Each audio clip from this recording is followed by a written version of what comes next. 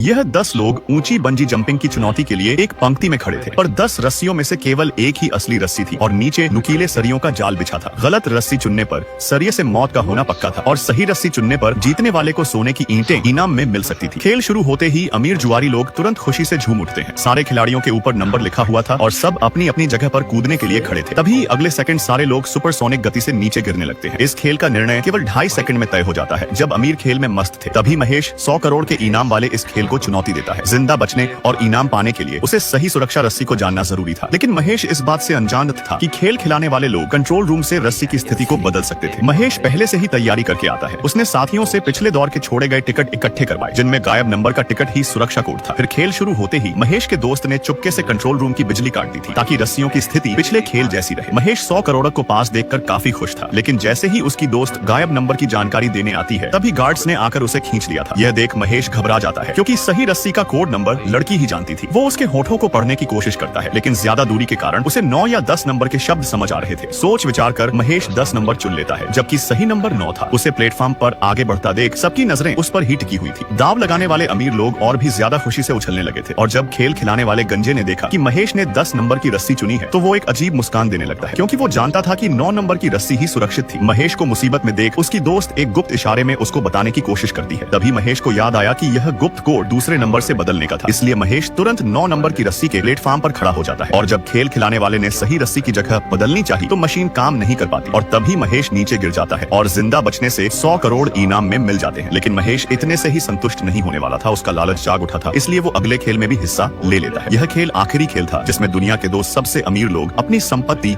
दांव पर लगाते हैं और पूरे इनाम को सोने की ईंटों में बदल दिया जाता है। फिर बहुत बड़े तराजू के दोनों तरफ इन सोने की ईंटों को रख दिया गया था, जिसका पलड़ा ज्यादा ऊंचा होगा वो जीत जाएगा और हारने वाले का सारा सोना भी हड़प लेगा। इस खेल में जुआरी दाव लगा सकते थे और सफल होने पर दाव दोगुना हो जाता है। कई लोगों ने बिजनेसमैन पर दाव लगा दिया था, जिससे उसका पलड़ा ऊपर उठ जाता है और बुढ़े का पलड़ा नीचे होने लगा था। महेश का गुरु हारने वाला था, और तभी जुआरियों ने अपना दाव बुढ़े आदमी की तरफ बदल दिया था, और अंत में महेश का गुरु यह खेल जीत जाता है और महेश का गुरु पर लगाया गया दाव बड़े इनाम में बदल गया था। फिर उसने इनाम की राशि को छोटे बड़े बैग्स में बांट दिया था, और जब उसकी दोस्त ने महेश से बैग चुनने को कहा, तो उसने बड़ा बैग उठा लिया था। फिर लड़की छोटा बैग लेकर वहाँ से चली जाती है, लेकिन जैसे ही महेश ने बैग खोला, तो उसके तोते उड़ जाते हैं, क्योंकि बैग में केवल पानी की बोतलें थी। दरअसल सबको बराबर का हिस्सा मिलना चाहिए था, और लड़की महेश को एक मौका देना चाहती थी, पर महेश लालच के चक्कर में बड़ा बैग उठा लेता है। इसलिए लड़की ने पहले ही पैसों के बैग को बोतलों के बैग से बदल दिया था, जिससे सारे पैसे लड़की के हक में आ गए थे। बेचारा महेश फिर से गरीबों की दुनिया में लौट आता है। अगर उसने छोटा बैग चुन लिया होता, तो आज ये दिन ना देखना पड़ता।